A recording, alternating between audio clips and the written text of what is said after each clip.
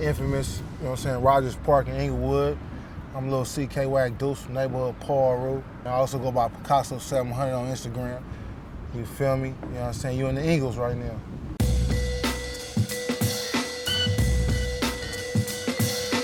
I was actually born in the Midwest, you dig what I'm saying, but my pops is from out here. You know what I'm saying? So, you know, I used to come, you know what I mean, back and forth when I was a kid, you dig what I'm saying, come for the summer league, you know what I'm saying, go back, you dig what I'm saying? And that gangsterism up here, you dig, was just so, it was just so addicting, you know what I'm saying, that one summer I just didn't go back, you know what I'm saying, I got put on the hood, you know what I'm saying, it's been a rapper ever since. I mean, the only thing that mattered, man, was getting a name for yourself. That's the only thing that mattered. That's the only thing that bitches respected. That's the only thing that niggas respected. You know what I mean? What your fight game was about. You know what I'm saying? Who you could slide, you know? Type of work you was putting in for the hood. So all those things, you know what I'm saying? That's all I was doing, that's all I cared about. You know what I'm saying? Was getting rich and fucking a nigga up. As we get older and we get mature, you start looking at life different. You know, because I was in that prison. I'd been in prison 7 times. So when you look back at it, was it worth it? You know what I'm saying? Whoa, that's a big homie right there. The big homie just pulled up, you feel me? You know what I'm saying? But you know, you gotta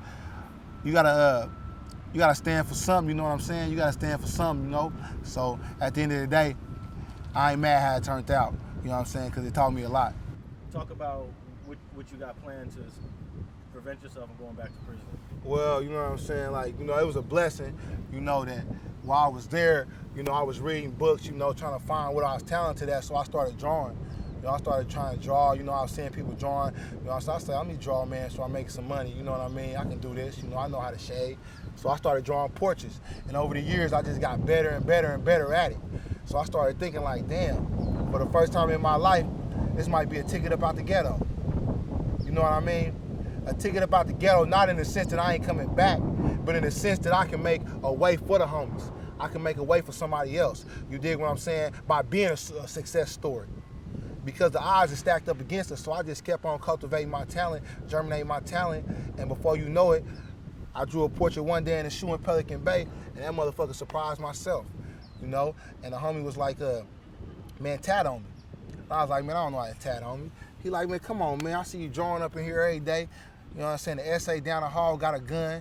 You did, we can make some ink about these chess pieces, man. What's popping? I said, blood. If I fuck you up, blood, I'm not liable, B. You feel what I'm saying? He like, blood, I trust you. So, you know, I tatted on him. I did the first tat on him, and that motherfucker came out smooth. You dig? So after that, I got out the hole. I started tatting on everybody, and I fell in love with the craft. And so that's what we out here trying to do now. We trying to push this, you know what I'm saying, to the limit. You know, this captivity ink, Picasso 700, you know what I mean? And, you know, we trying to go the legit route, you know what I'm saying, get our paper together, man, and make something, you know what I'm saying, out of nothing. So they can't lock us up and throw away the key and take us from our kids and shit, you know what I'm saying? Now, before you was in prison, did you know you had drawing skills, or was that something you learned while incarcerated? I learned while I was incarcerated. My auntie is a professor, my auntie is an artist. So when I was in high school, I did take a drawing class, and I was cool, but I didn't know I was talented. Yeah, I didn't realize that till I was in prison. You know what I mean? And it really opened my eyes. You know, and since I've been out, man, I've been doing a lot of work. You know what I'm saying? I've been doing a lot of work. You feel me? Can y'all see that right there? Can they see that? That's my drawing right there, Picasso 700. That's actually a drawing? That's a drawing right there, From Rihanna. here, I thought that was a photograph. Yeah, you know, that's what they all say. Damn. Yeah. I actually showed Rihanna that. She said she loved it too. So when you first tattoo someone, like you said, like if I mess you up, I ain't liable. You have to have a few guinea pigs in the process before you start to really improve your craft. Right. Can you talk about any of those crazy stories? Well, you know, I did kind of dig the big homie out. He wanted to slide me for that. You dig? I dug him out a little bit. You know what I mean? The big homie who's right behind camera right now. We could probably talk to him about it. Yeah. You're talking about him. That's right here. Yeah. Okay. He don't really do too much talking though. Oh, okay. Well, first of all, you know what I'm saying? He kept giving me shots of liquor while we was tatting. You know what I'm saying? I thought I could, you know what I mean, handle it or whatever, you know. And I guess, you know, in the skin, you only can go so deep. You know what I mean? There's different layers to the skin. So when you inebriate it like that, your feeling is not the same. So I'm not knowing I'm going deep in the skin. I'm thinking I'm just tatting him. And it came out, it looked good. But the next day, you know, it was, you know what I'm saying? It was kind of fucked up, you know what I mean? He swung on me one time, you know what I mean? Grazed me. You know what I'm saying? But it's all good. It healed up nice. You know what I mean? Okay. But I ain't dug nobody out since. So you don't really have too many crazy stories of messing up tattoos when you first started out? Nah, not out here. Okay. I fucked a couple people up in prison. But you know, in prison it's a little different dynamic because the needles are guitar strings. So, and then the adapter that you're using is made to run a CD player.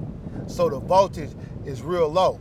So you really can't do too much messing up like that because like when you do the first line, it might not go in. So, but I didn't really know what I was doing and I had the wrong type of adapter hooked up to it, giving too much voltage, and I kind of scarred up somebody's neck, you know what I mean, a couple times. But that's about it.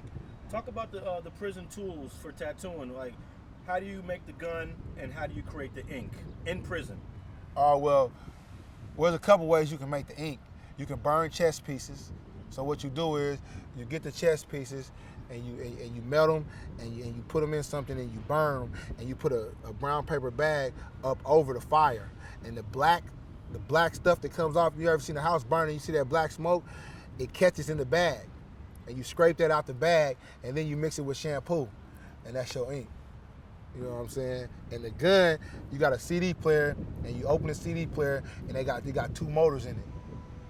So you take the motor out and then, you know what I mean, you get a couple other little stuff and you just hook it up and it's basically the CD motor is going like this and then you put the guitar string on that and it makes and you put like a pen top over it, like the hollow thing of a pen, and that's what you hold. You know, So when you got out, it was the first time you ever did tattoos with real tattoo equipment. Right. As opposed to what you were doing in prison. Right. What was the difference? It's a big difference. I'm talking about, it's a big difference in a bad way at first, but as soon as you get the hang of it, the tattoos come out way smoother. But for one, ain't no messing up. The first line is sticking. So if it's crooked or if it's messed up, it's a done data. Second, the needles are so sharp and the power source is so enormous that you can easily eat somebody's skin up. So you gotta have a light hand. And then you got so many different proportions of needles. You got 20 needles, 15 needles, 10. So you need to know what these needles, you know what I'm saying, go for, and what, you know what I mean, what's best to put in color or what's best to do a line. So I just watch a bunch of YouTube. I'm self-taught, man. Ain't nobody taught me nothing, man. You know what I'm saying? I just watch YouTube and I perfect my craft, man. You know what I mean? So I mostly just tattoo homies. Like if I tattoo on a Crip or a Keyway, like I'm not about to tattoo your hood on you. That's out. I'm not about to go to the yard and the homie's like, damn, nigga, you just put that nigga hood on you, that's out. So, you know what I'm saying? Like, y'all can get tatted. I'm not saying y'all can't get tatted. I'm not about to put y'all hood on y'all, though. That's out. You know what I'm saying? Even now on the streets, that you out here? Well, on the streets, I mean, I'm a professional. So if you come to my shop and I ain't whacking nothing out. That's out. You might get slid.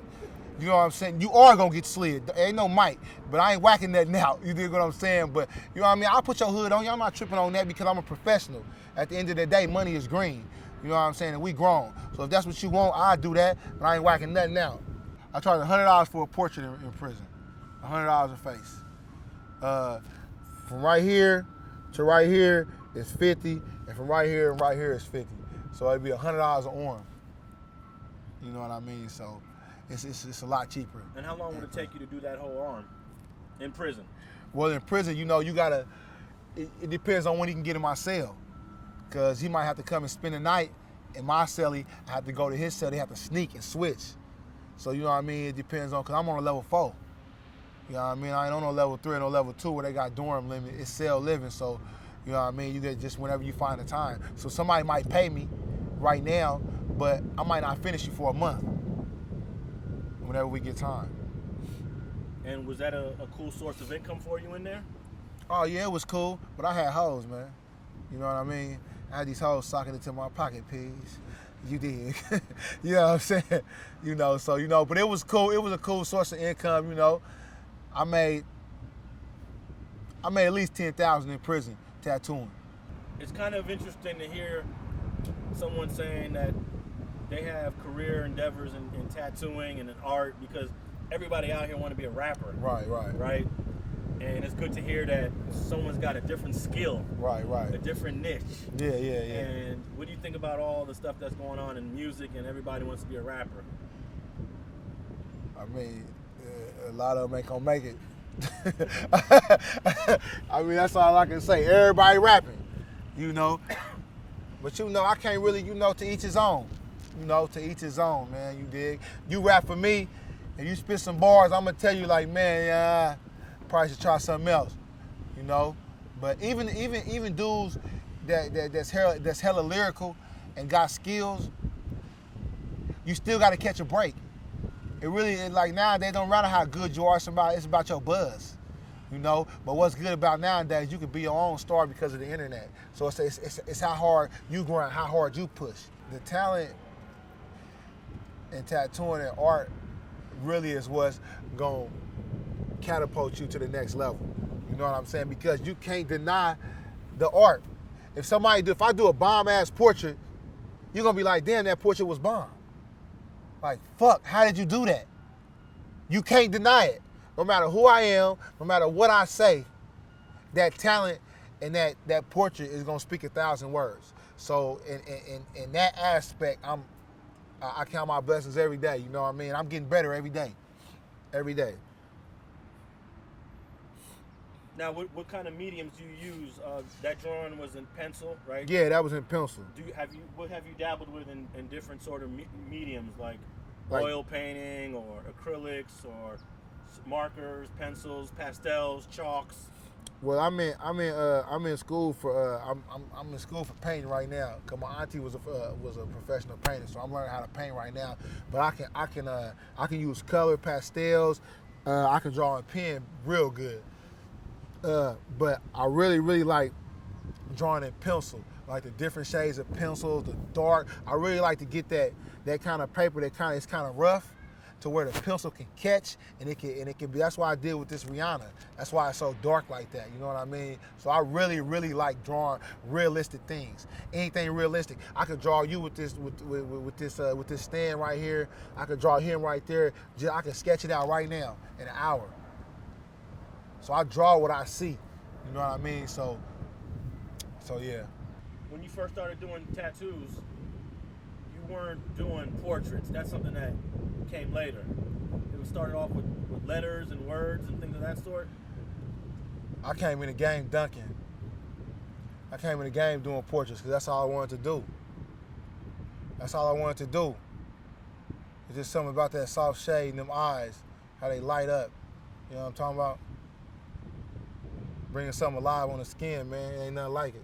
I mean, shit, Kobe came in the game shooting threes in the playoffs. He was airballing, but you know what I'm saying? He went for it, though. You got to go for the gusto, even if you get slid. Thanks for watching StreetGangs.com. Please like and share the video you just watched and leave a comment below to tell us what you think. You can also watch 2 of our previous episodes to the right. Please visit the link to our Patreon page and support our campaign. And don't forget to subscribe.